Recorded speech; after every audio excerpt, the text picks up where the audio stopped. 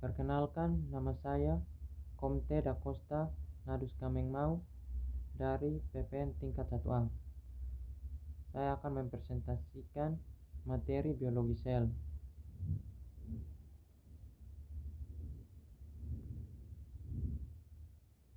Konsep dasar biologi.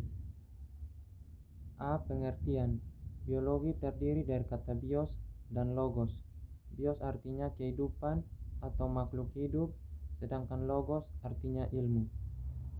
Jadi biologi merupakan ilmu pengetahuan alam yang mempelajari tentang kehidupan di dunia dari segala aspek, baik itu tentang makhluk hidup, lingkungan, interaksi antara makhluk hidup dengan lingkungannya. B. Organisasi makhluk hidup. Kajian dalam biologi dipilih-pilih menurut tingkatan organisasi kehidupan. Tingkatan tersebut dimulai dari tingkat yang pertama, molekul atau gen. Atom-atom berkaitan membentuk molekul, struktur, dan fungsi molekul menyusun komponen-komponen membentuk sel. Yang kedua, sel merupakan unit kehidupan yang terkecil. Yang ketiga, jaringan merupakan kumpulan dari beberapa sel yang mempunyai bentuk, susunan, dan fungsi yang sama. Kumpulan sel ini bekerja sama menjalankan tugasnya sesuai dengan fungsinya. Yang keempat, organ adalah kumpulan dari beberapa jaringan yang berbeda dan menjalankan fungsi yang sama. Yang kelima, sistem organ merupakan kumpulan dari beberapa organ yang saling bekerja sama untuk melakukan fungsi tertentu. Yang keenam, individu merupakan organisme tunggal yang tersusun oleh kumpulan sistem organ. Yang ketujuh, populasi terbentuk oleh kumpulan individu atau spesies yang sejenis yang menempati suatu habitat dan dalam waktu tertentu. Yang kedelapan, komunitas dibentuk oleh berbagai jenis spesies makhluk hidup yang saling berinteraksi dan menempati lingkungan dalam waktu yang sama. 9. Ekosistem dibentuk oleh beberapa macam populasi yang berinteraksi dengan lingkungan tempat mereka hidup, atau interaksi hubungan timbal balik antara komponen biotik makhluk hidup dengan komponen abiotik lingkungan. 10. Bioma merupakan satuan daerah daratan yang luas yang dibentuk oleh ekosistem dalam skala besar yang terjadi karena adanya interaksi.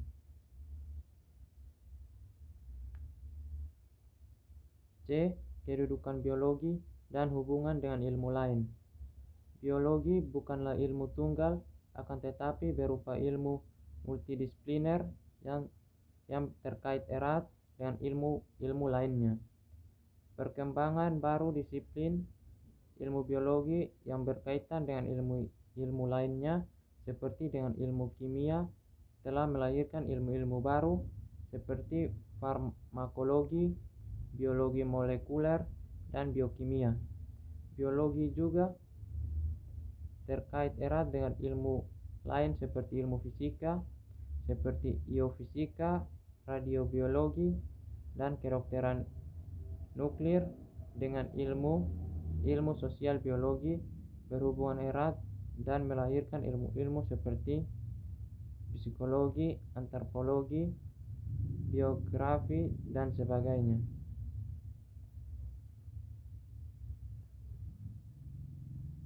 D. Cabang-cabang biologi. 1. Botani mempelajari semua kehidupan tumbuh-tumbuhan. Yang kedua, zoologi mempelajari semua kehidupan hewan.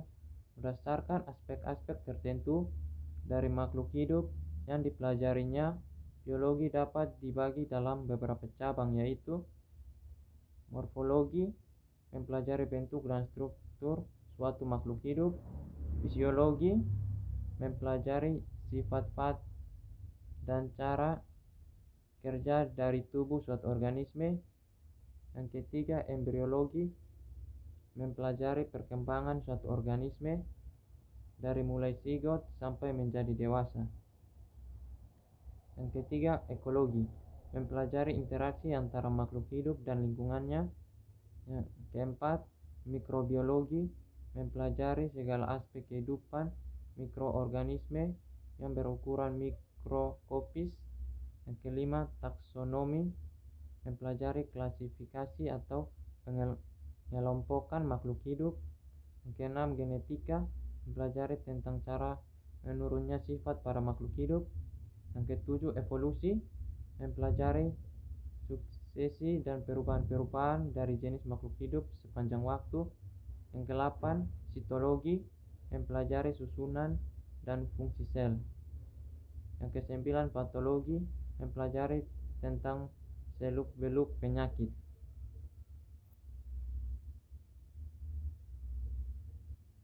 Konsep dasar biologi sel. A. Pengertian sel. Sel merupakan unit dasar, struktural, dan fungsional bagi semua organisme hidup.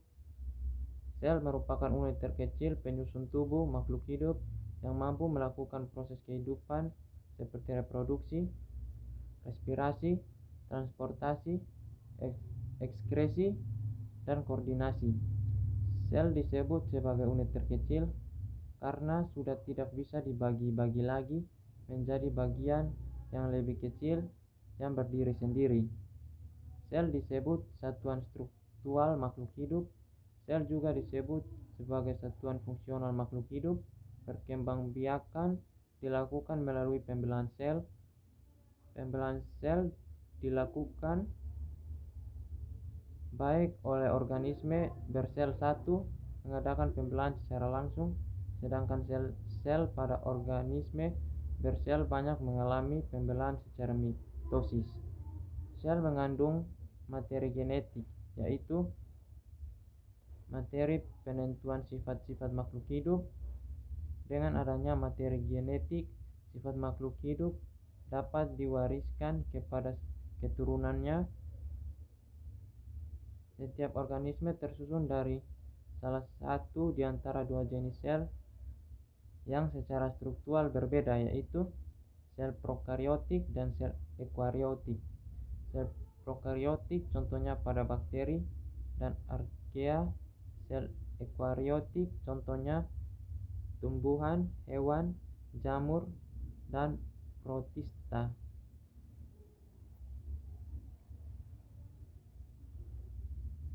Yang pertama, sel prokariotik. Struktur sel prokariotik.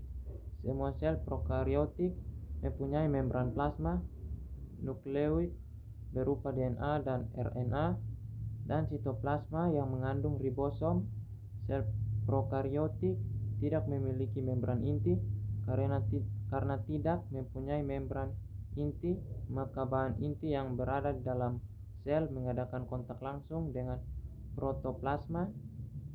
Ciri lain dari sel prokariotik adalah tidak memiliki sistem endomembran atau membran dalam seperti retikulum endoplasma dan kompleks Golgi. Selain itu, sel prokariotik juga tidak memiliki mitokondria dan kloroplas, namun mempunyai struktur yang berfungsi sama, yaitu mesosom dan kromatofor. Adapun sel prokariotik meliputi sebagai berikut.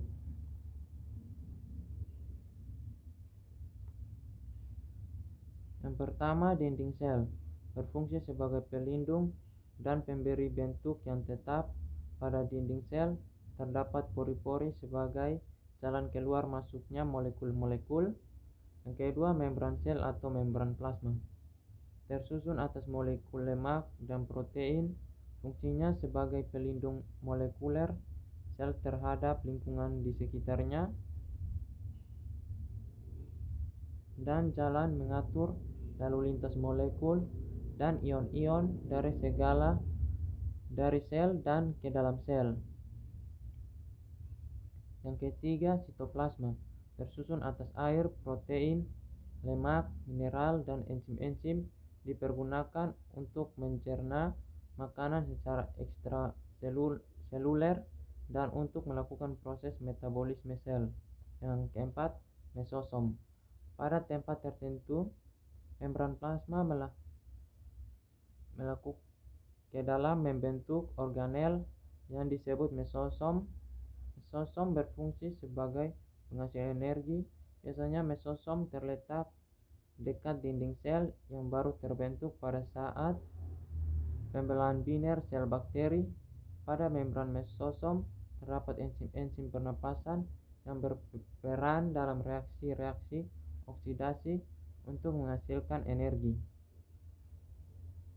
Yang kelima, ribosom merupakan organel tempat berlangsungnya sintesis protein. Yang keenam, DNA, asam deoksiribonukleat, merupakan persenyawan yang tersusun atas gula deoksiribosa, fosfat, dan basa-basa nitrogen. DNA berfungsi sebagai pembawa informasi genetik, yakni sifat-sifat yang harus diwariskan kepada keturunannya. Yang ketujuh, RNA, asam ribonukleat, merupakan persenyawan hasil transkripsi DNA. Jadi, bagian tertentu DNA melakukan transkripsi atau mengkopi diri membentuk RNA. RNA membawa kode-kode genetik sesuai dengan pesanan DNA. Selanjutnya, kode-kode genetik itu akan diterjemahkan dalam bentuk urutan asam amino dalam proses sintesis protein.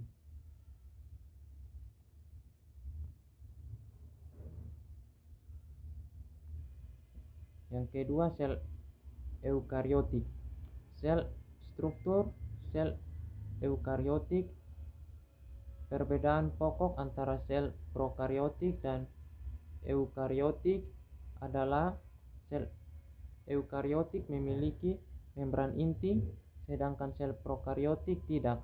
Selain itu, sel eukariotik memiliki sistem endomembran, yakni memiliki organel-organel membran seperti retikulum, endoplasma, kompleks Golgi, mitokondria, dan lisosom.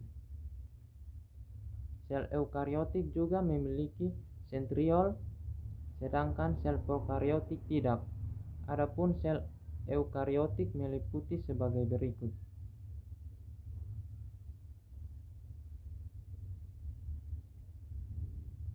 Yang pertama, membran plasma membatasi sel dengan lingkungan luar, bersifat semi atau selektif, berfungsi mengatur pemasukan dan pengeluaran zat ke dalam dan keluar sel dengan cara difusi, osmosis, dan transport aktif. Membran plasma disusun oleh fosfolipid, protein, dan kolesterol. Yang kedua, sitoplasma merupakan cairan sel yang berada di luar inti, terdiri atas air dan zat-zat yang terlarut serta berbagai macam organel sel hidup. Yang ketiga, inti sel atau nukleus merupakan organel terbesar yang berada dalam sel. Nukleus berdiameter 10 mikrometer. Nukleus biasanya terletak di tengah sel dan berbentuk bulat dan oval. Yang keempat, sentriol merupakan organel yang dapat dilihat ketika sel mengadakan pembelahan. Yang kelima, retikulum berasal dari kata retikular yang berarti anyaman benang atau jala. Karena letaknya memusat pada bagian dalam sitoplasma atau endoplasma, maka disebut sebagai retikulum endoplasma atau disingkat RE. Yang keenam, ribosom tersusun atas RNA ribosom dan protein. Ribosom tidak memiliki membran. Yang ketujuh, kompleks Golgi. Sering disebut Golgi saja pada sel tumbuhan. Kompleks Golgi disebut diktosom. Organel ini terletak di antara RE dan membran plasma. Yang ke-8, lisosom. Merupakan membran berbentuk kantong kecil yang berisi enzim hidrolitik yang disebut lisosim. Enzim ini berfungsi dalam pencernaan inti sel, yaitu mencerna zat-zat yang masuk ke dalam sel. Yang ke-9, mikro. Badan mikro disebut karena ukurannya yang kecil, hanya bergaris tengah 0,3 sampai 1,5 mikrometer. Badan mikro terdiri atas periksisom dan gliksisom. 10. Mitokondria merupakan penghasil energi atau ATP karena berfungsi untuk respirasi. Secara umum dapat dikatakan bahwa mitokondria berbentuk butiran atau benang. Mitokondria mempunyai sifat plastis, artinya berbentuk mudah berubah.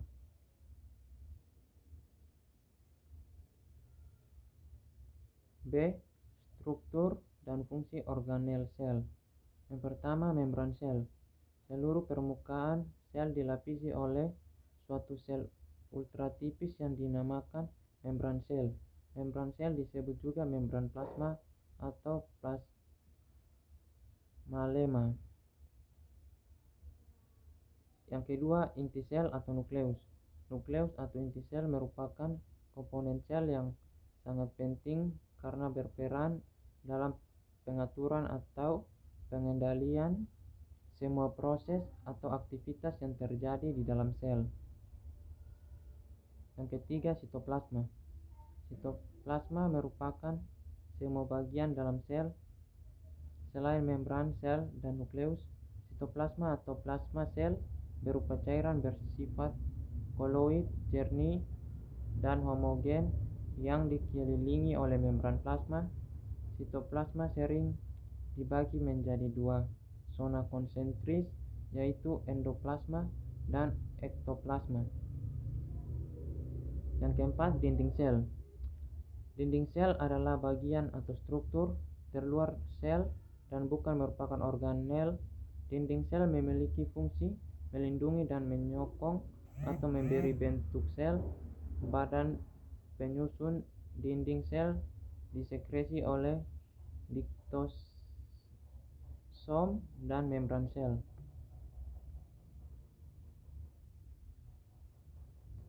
C. Proses-proses dalam biologi sel. Pada kenyataannya, semua proses kehidupan berlangsung di dalam sel melalui dari proses nutrisi, proses regulasi, proses metabolisme, proses ekskresi, proses reproduksi, dan proses-proses kehidupan lainnya. Salah satu proses penting yang terjadi dalam sebuah sel adalah proses transportasi atau pengangkutan zat dari luar dan ke dalam sel itu sendiri. Dalam kehidupannya, sel-sel melakukan pertukaran gas respirasi, menyerap nutrisi dan vitamin, dan memasukkan serta mengeluarkan air. Selain itu, sel-sel juga mengeluarkan atau membuang produk-produk ekskresi.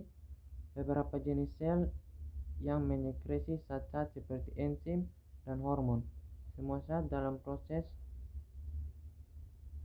tersebut masuk dan keluar dari dalam ke dalam sel dengan cara melintasi membran sel atau membran plasma.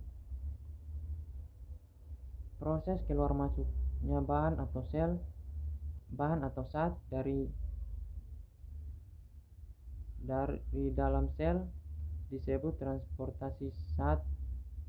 Transportasi zat ada yang berlangsung dengan cara transportasi pasif, yaitu mengikuti aliran perbedaan konsentrasi dari konsentrasi tinggi ke konsentrasi rendah. Transportasi pasif tidak membutuhkan energi transportasi zat. Juga ada yang berlangsung dengan cara transportasi aktif, yaitu melawan aliran perbedaan konsentrasi titik. Dalam transportasi aktif dibutuhkan energi dalam bentuk ATP. Untuk melawan aliran perbedaan konsentrasi, proses transportasi zat melewati membran meliputi difusi, osmosis, transport aktif, endositosis, dan eksositosis.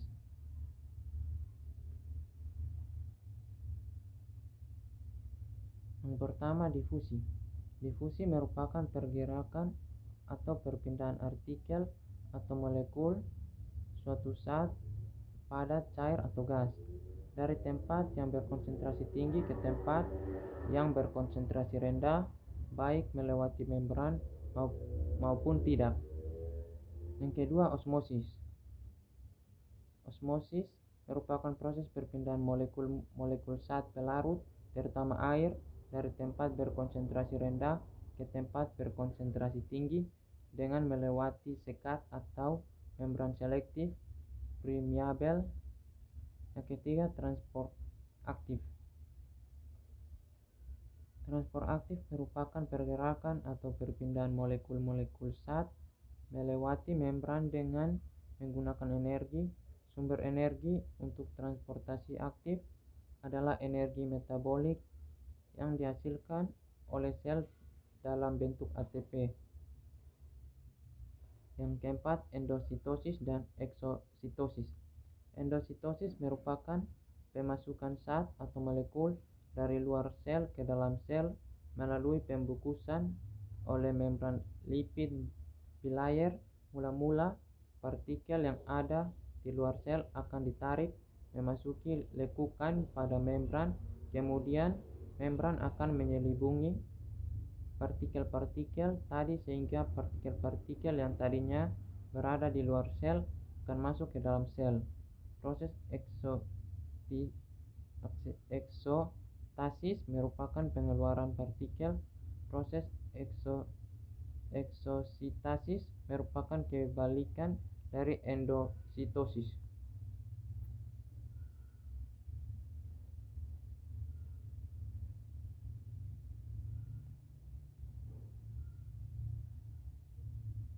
Kesimpulan, biologi terdiri dari kata bios dan logos. Bios artinya kehidupan atau makhluk hidup, sedangkan logos artinya ilmu.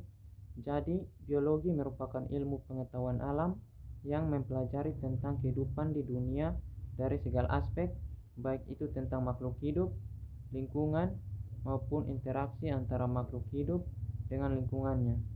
Organisme tersusun dari sel, bahkan masing-masing organisme memiliki sel. Sel merupakan unit terkecil dari makhluk hidup.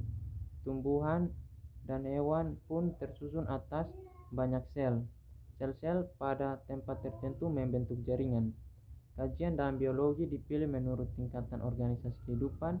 Tingkatan tersebut dimulai dari tingkatan molekul, sel, jaringan, organ, organisme, populasi, komunitas, ekosistem, bioma. Biologi bukanlah ilmu tunggal, akan tetapi berupa ilmu multidisipliner yang terkait erat dengan ilmu-ilmu lainnya. Perkembangan baru disiplin ilmu biologi yang berkaitan dengan ilmu-ilmu lainnya seperti dengan ilmu kimia telah melahirkan ilmu-ilmu baru seperti farmakologi, biologi molekuler, dan biokimia. Pada kenyataannya, semua proses kehidupan berlangsung di dalam sel, mulai dari proses nutrisi, proses regulasi, proses metabolisme, proses ekskresi, proses reproduksi, dan proses-proses kehidupan lainnya. Salah satu proses penting yang terjadi di dalam sebuah sel adalah proses transportasi atau pengangkutan